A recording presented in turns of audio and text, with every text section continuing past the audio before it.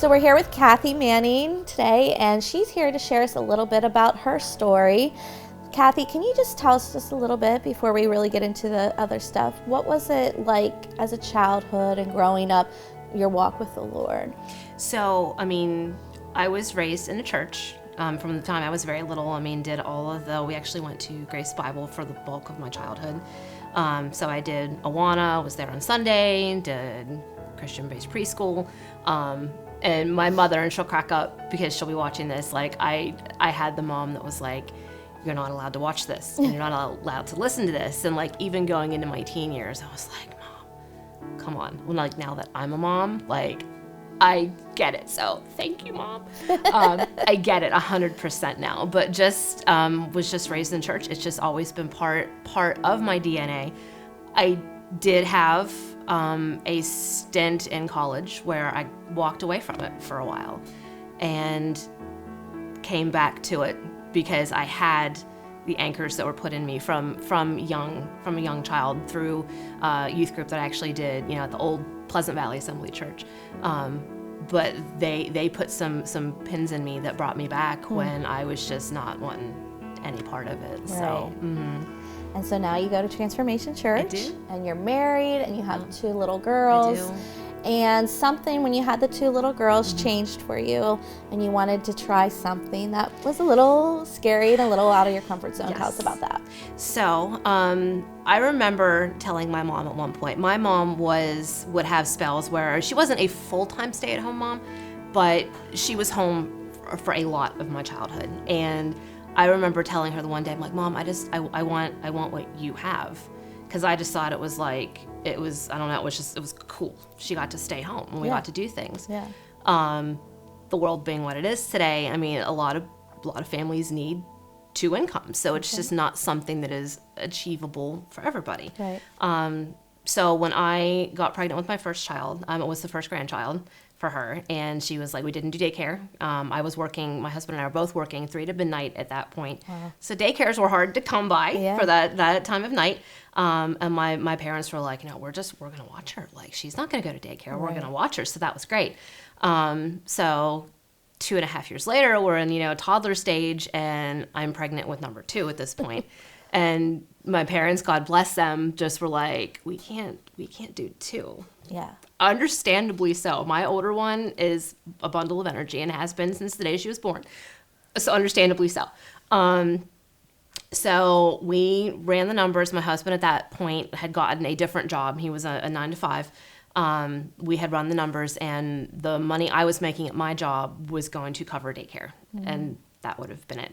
So we just said there's no point in having them somewhere else where somebody else would be, raising our kids. So made the decision for me to become a stay-at-home mom.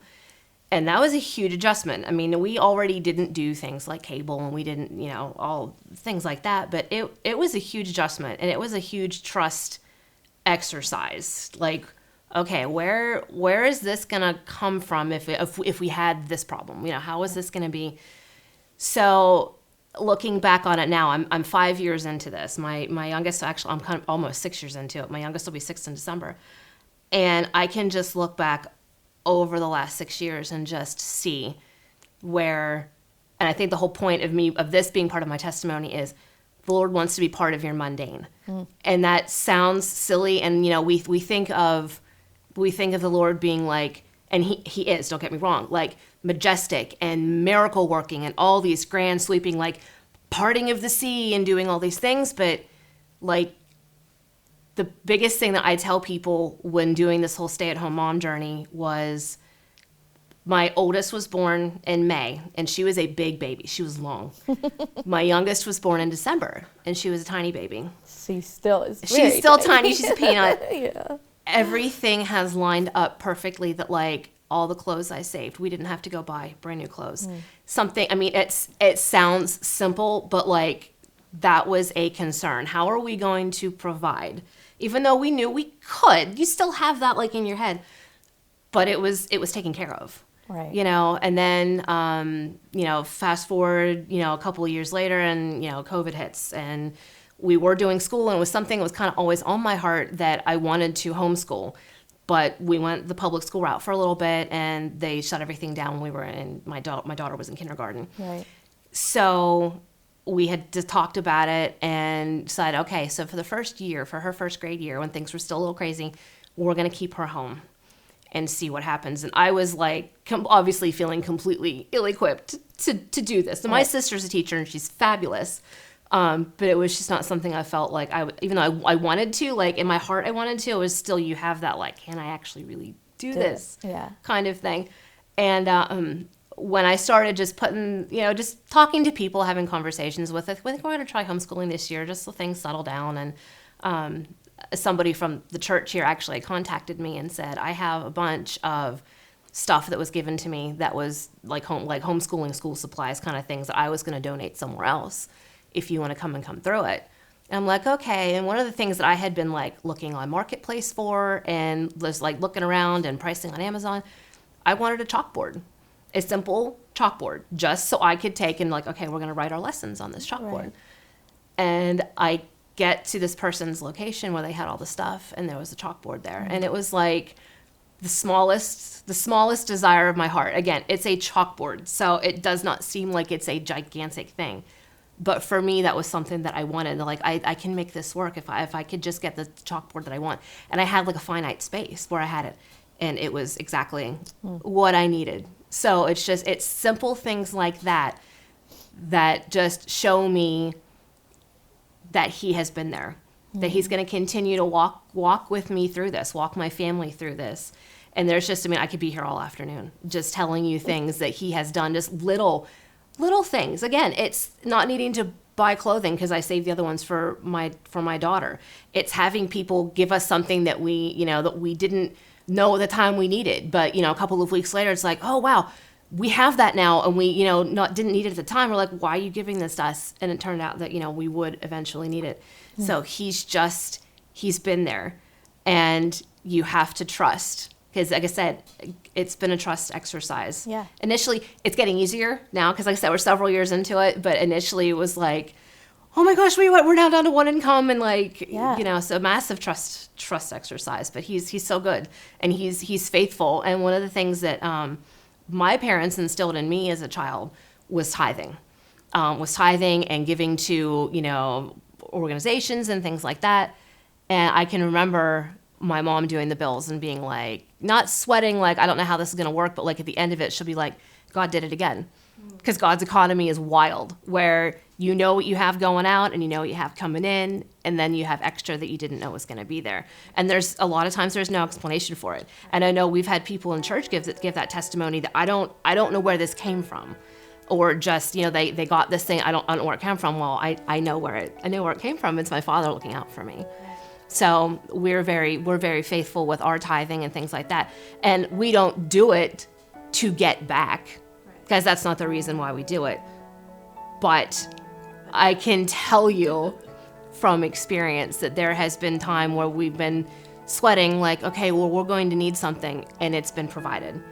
Whether it's like somebody else taking care of it for us, or somebody volunteering something, giving us something, or just, it's just, we have just been taken care of without question. So, and there's no other way. There's no other way other than it, and it's God looking out for us and taking care of us, because we're faithful and we're obedient to Him. So if you were going to talk to yourself 10 years ago, to someone that is going to make some of the decisions that you had to make, what would you tell them? Oh gosh. The 10 years ago you. The 10 years ago me. Listen to your mother. There is no power like the power of a praying parent. Whether it's a father or a mother, there is no power like the power of a praying parent. Because I know when I was in my wilderness moments, I know my mother was on her face before the Lord. I'm going to start getting emotional about it. I know she was, but I know it's because of her prayers that it's where I am today, and that I'm able to raise my children in the same way that she raised me. So listen to your mom would be my advice to myself 10 years ago. Listen to your mom. Listen to your mom. Yeah. And would you, you know, someone who's going into thinking about homeschooling and, you know, taking a step away from what they're used to, Yeah. what would you tell them? Pray. You will not be able to do it without prayer. You will not be able to do it without complete reliance on the Lord. And if it is somewhere where you truly feel He is leading you, because it's not, I don't believe it's for everybody. I don't believe everybody is called into it. Like for me, I certainly believe at this point in my life, like I have been called into this. You cannot do it without prayer, and there's no way you can do it on your own. You're going to need to rely on Him, even for just the strength to get through, you know, your bad day, or to like give you the patience until your coffee's done in the morning, that kind of thing. But prayer. I agree. Yeah. Prayer is key, Yeah. especially when raising children in today's world. It is, my gosh. Yeah. So thank you so much, Cathy, for sharing. And I know that this is going to help those who are, you know, thinking, should I walk away from that second job, or should I homeschool? These are things that, you know, our world is trying to make decisions on today. And I really appreciate your heart with that. Of course.